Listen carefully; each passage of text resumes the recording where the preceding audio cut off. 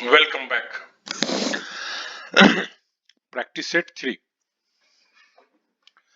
She has gone through the several plays of Marlowe's, who is said to have influenced Shakespeare in many ways. She has gone through.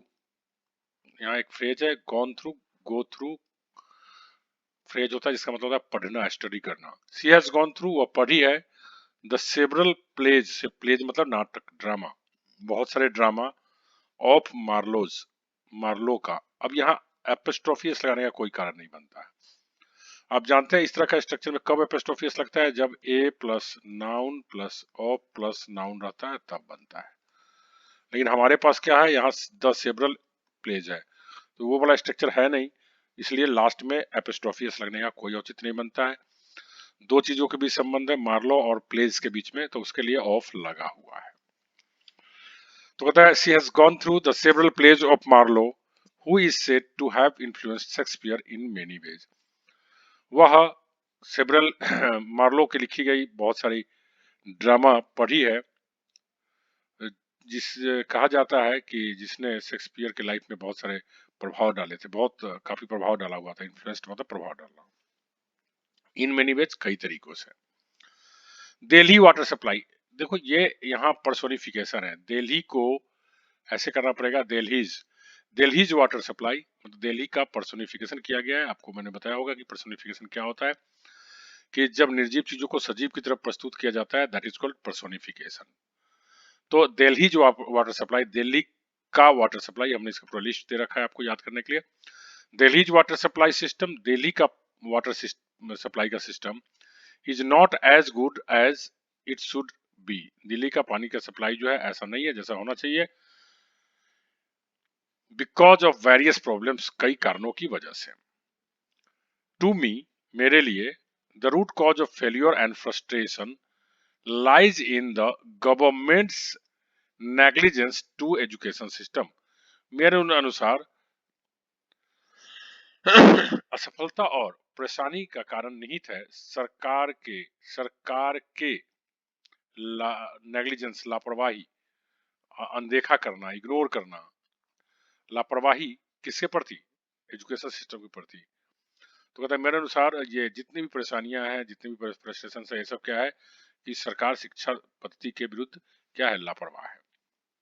तो यहाँ governments, आप पढ़े हैं, governments policy, government पे एपोस्ट्रोफियस लगाया जाता है. ए फ्रेंड ऑफ प्रीतिज, आप जानते हैं a plus noun plus of plus noun का स्ट्रक्चर है, और ऐसा होता है तो ये डबल पोसेसिव का केस आता है. तो इसे कहते हैं डबल पोसेसिव, जब दो नाउन्स के बीच एक ही संबंध व अधिकार बताने के लिए ऑफ और एपोस्ट्रोफियस दोनों का प्रयोग करते हैं. इसके दो कंडीशंस होते हैं. पहला कंडीशन क्या है, a plus noun plus of plus noun रहे तो ऑफ के बाद वाले नाउन पे एपोस्ट्रोफी एस लगाते हैं. ए फ्रेंड ऑफ प्रीतिज मतलब प्रीति के दोस्तों में से एक, came to meet her mother, उसकी माँ से मिलने आई, हु हैज बीन इल, जो बीमार थी, फॉर मोर देन 2 months, जो 2 महीनों से अधिक से बीमार थी.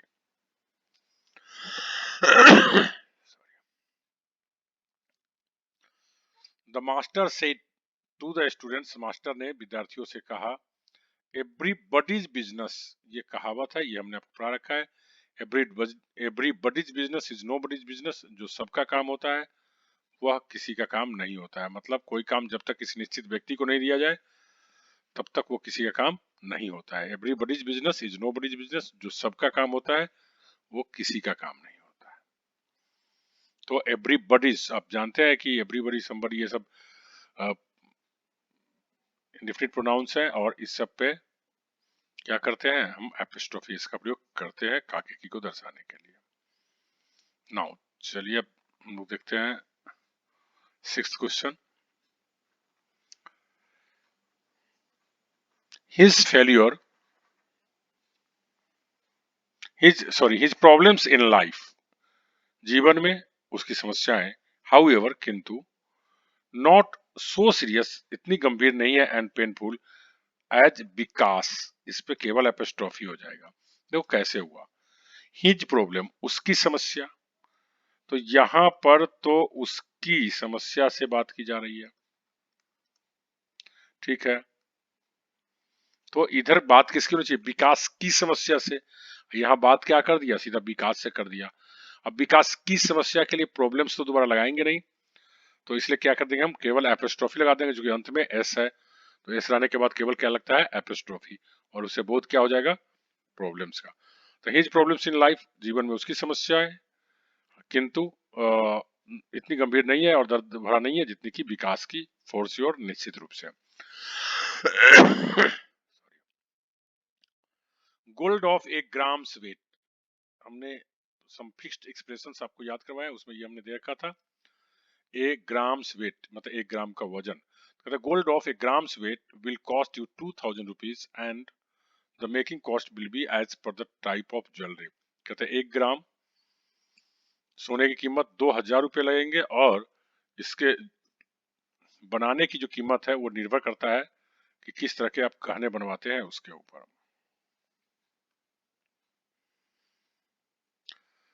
दैट चेयर्स लेग्स, आप जानते हैं कि निर्जीव चीज में एपोस्ट्रोफी का प्रयोग नहीं होता है। That legs of the legs of that chair, यहाँ पे हो जाएगा the legs of that chair are not as strong as that. एक और यहाँ प्रॉब्लम है, the legs of that chair are, ठीक है, उस चेयर की टांगे इतनी मजबूत नहीं है जितने की दैट ऑफ योर्स, जितने की तुम्हारी उस वाले की। So I will not buy that one, इसलिए मैं वो नहीं खरीदूंगा, मैं वो वाला नहीं खरीदूंगा, दैट वन, वो वाला नहीं खरीदूंगा। Even though it is cheaper, हालांकि यह सस्ती है, तब भी मैं नहीं खरीदूंगा। Your suggestion was certainly billions of rupees values, आपकी सलाह निश्चित रूप से अरबों रुपये मूल्य की है, तो बिलियंस ऑफ रुपीज, और इसमें एपोस्ट्रोफी लग जाएगा ताकि काके की का बोध हुआ, आपने पढ़ा है रुपीज वैल्यू, वर्थ और वैल्यू लगा हुआ एक्सप्रेशन से आपने याद किया होगा। A pounds value, a pounds worth, a rupees value, a rupee worth, को याद करवाया हमने। तो your suggestion was certainly billions of rupees value as it changed my life well and truly, आपकी जो सलाह है वो निश्चित रूप से खरबों रुपए की मूल्य की है, जैसा कि उसने मेरे जीवन को चेंज कर दिया है अच्छी तरह से और सही तरीके से, सच्ची रूप में। एन अर्थक्वेक, भूकंप, इज अ नेचुरल फिनोमिना, एक प्राकृतिक घटना है, फिनोमिनन मीन्स घटना, and it is very difficult to get control over it. An earthquake is a natural phenomena, एक भूकंप क्या है? एक प्राकृतिक घटना है, and it is very difficult to get control over it, और इस पर नियंत्रण पाना बहुत मुश्किल है। ये सही है sentence, no error.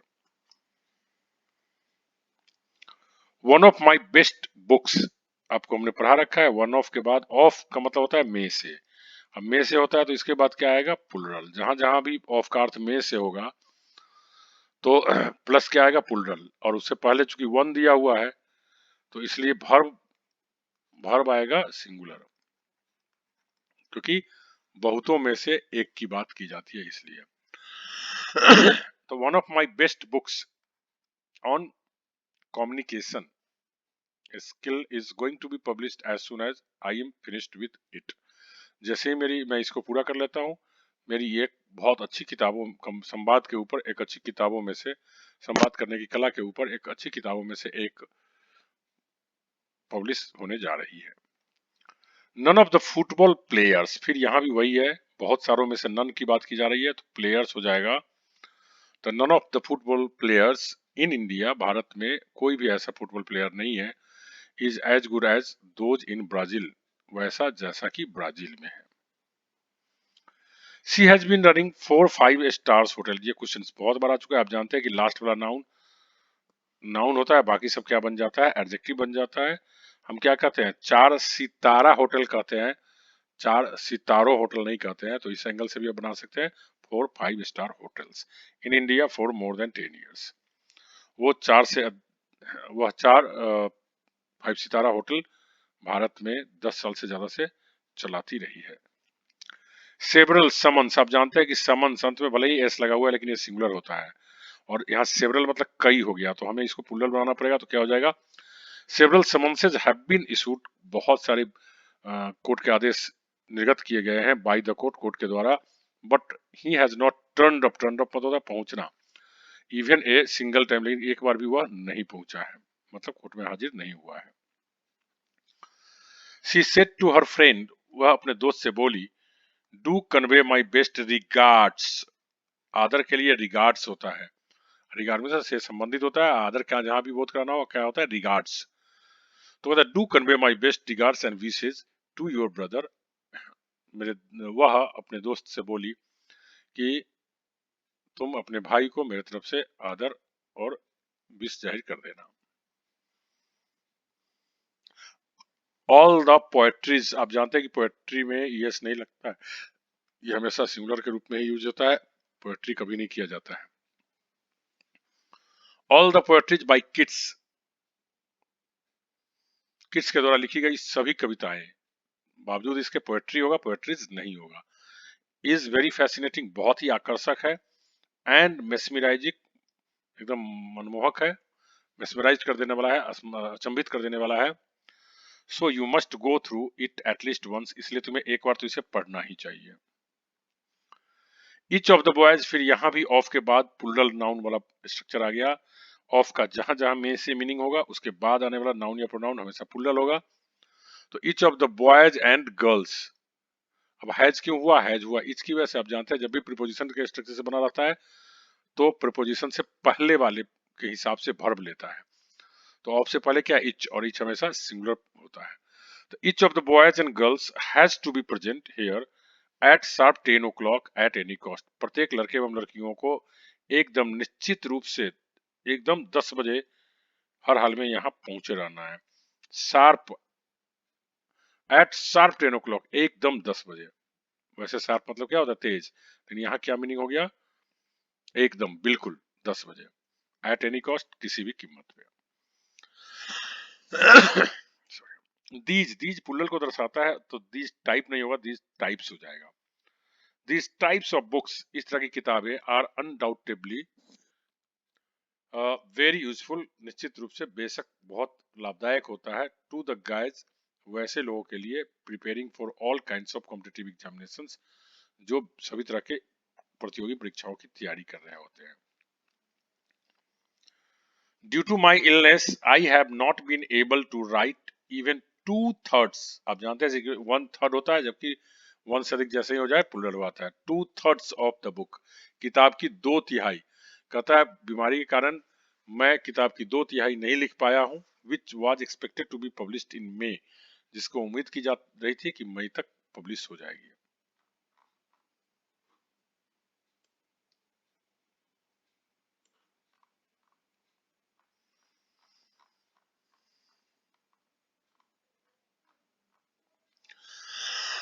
For certain, आप जानते हैं सर्टेन के बाद प्लूरल आता है, हमने बता रखा है आपको, a certain plus singular noun, जबकि ए हटा देंगे सिर्फ सर्टेन रहेगा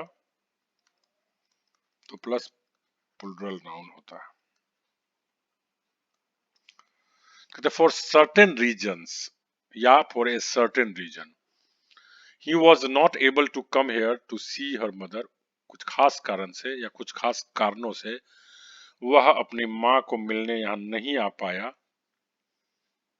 and he is very remorseful of the fact, और इस बात को लेकर वो बहुत पछता रहा है, रिमोर्सफुल मतलब पछताना, अफसोस जाहिर करना। Although his means are very small, आप जानते हैं मीन्स, देखो मीन्स लिखाता है ऐसे ही, और ये सिंगुलर प्लूरल दोनों होता है। जनरल कंडीशन में मीन्स क्या होता है, प्लूरल होता है, लेकिन अगर कभी इससे पहले कोई सिंगुलर बोध कराने के लिए जैसे दिस दैट का प्रयोग कर दिया जाए तभी सिंगुलर होगा, अन्यथा ये क्या होता है, प्लूरल होता है।